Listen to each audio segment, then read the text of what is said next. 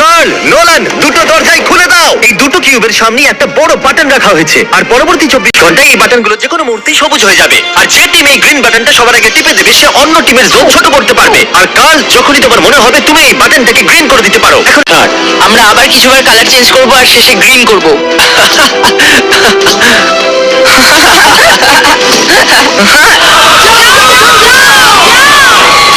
আমরা ওদের আগে এটাকে টিপে দিয়েছি। তোমরা শুধু একটুখানির জন্য হেরে গেলে। সরি, আমি টিমকে নিরাশ করেছি। I am sorry. তাহলে দ্বিতীয় দিনও শেষ হলো, আর বাচ্চাদের টিম থেকে 18 জন আউট হয়ে গেছে। কেমন আছো সবাই? আমার কাছে একটা নতুন অফার আছে। হয়তো আমরা সবাই মানি যে ওট মিল বেকার, কিন্তু যদি তোমরা আমাকে তোমাদের জোন কম করতে দাও তাহলে আমি তোমাদেরকে ডিনার পিৎজা খাওয়াবো। আমরা সবাই বাড়ি যাওয়া অবধি ওট মিলই খাবো। তোমাদের কাছে ডিসাইড করার জন্য 1 মিনিট আছে।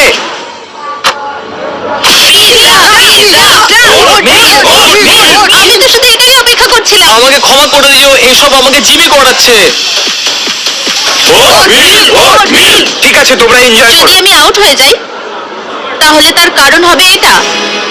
তাই প্রতিশ্রুতি অনুযায়ী তোমাদের সকলের জন্য পিৎজা এসে গেছে। এটা তুমি নাও। আমার কাছে সবার জন্য পিৎজা আছে। আমি একটা গোটা পিৎজা পেয়েছি। কান্না পাচ্ছে। এর জন্য কি জোন কম করার সিদ্ধান্ত সঠিক ছিল? দিনের বেলা তেমন বেশি কিছু হয়নি, কিন্তু রাত্রি হতেই যতটা ভেবেছিলাম তার থেকেও কঠিন ছিল এটা। জোন এত ছোট হয়ে যাচ্ছে যে আর জায়গায় নেই। এখন 60 জন অ্যাডাল্ট বাকি আছে, তাহলে বাচ্চা কজন থাকবে? যদি ওরাও আমাদের মতন রোজ ওটমিল পায় তাহলে 15 জন বাকি আছে। এমন মনে হচ্ছে যে আমরা হেরে যাচ্ছি। চতুর্থ দিন আসতেই সবাই আচমকাই খুবই বোর হচ্ছিল। তাই আমরা ভাবলাম ওদেরকে সারপ্রাইজ দেওয়া যাক। এটা কোনো ড্রিল নয়। তোমাদের কি প্যারেন্টসদের সাথে কথা বলার জন্য পাইপ চাই? ঠিক আছে, এখনই আসছি। আমি খুবই এক্সাইটেড। হাই, মা এখনো এখানে আছে। জেসিকা ও এখানে নেই। ওইখানে নেই। সত্যি? হ্যাঁ, ও নেই। হ্যালো। হ্যালো, ভালো, আমার তোমার কথা খুব মনে পড়ছে। এই হাল ছেড়ো না, রেড লাইন থেকে দূরে থাকো। আই লাভ ইউ সোনা। Sorry guys. বয়েজ প্ল্যান করে দেখতে চাইছিল যে কেউ ফাঁসে কিনা। এটা খালি ব্রিফকেস। আমরা এটাকে ভেতরে নিয়ে যাব আর লোকেদের বাইরে নিয়ে আসার চেষ্টা করব। হাই বন্ধুরা, এটা দেখতে পাচ্ছ? এই জেলে ফাঁসতে চলেছে। আরে না, যেও না, যেও না, যেও না। চলে এসো এদিকে। তাহলে তুমি এক্ষুনি বললে তুমি বাইরে বেরোতে চাও, তাই তো? ওটাতে 10,000 থাকতে পারতো, কিন্তু অন্যান্য ভিডিওর মতো ওটাও খালি ছিল। ওরা যেটা করছে এটাতে আমার ভরসা নেই। আমি জানি অ্যাডেলরা খুব স্মার্ট, কিন্তু ওরা এরকম জালে ফাঁসবে না। একদমই ফাঁসবে না। কি হয়েছে?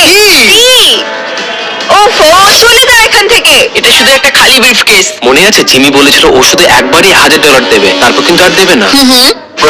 আমরা এটা আবার করতে চলেছি, কিন্তু এইবার এটা সত্যি রক করবে। না, যেও না। একজন বাইরে চলে গেল। দেখা যাক এরা আবার ফাঁসে কিনা। এবার এখন যে বেরোবে সে সত্যি মাথা মোটা।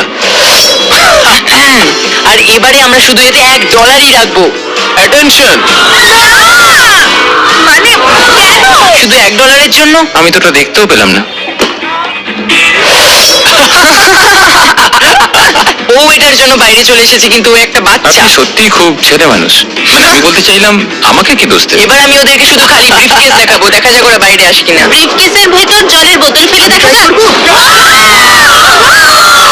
মনে হচ্ছে ওদের চাই না। অ্যাডাল্টদের তো নিশ্চয়ই একটু অ্যাডাল্টরা তো স্মার্টই হয়। যদি কেউ বাইরে আসে আমার মনে হয় যে ওরা... ও মাই গড!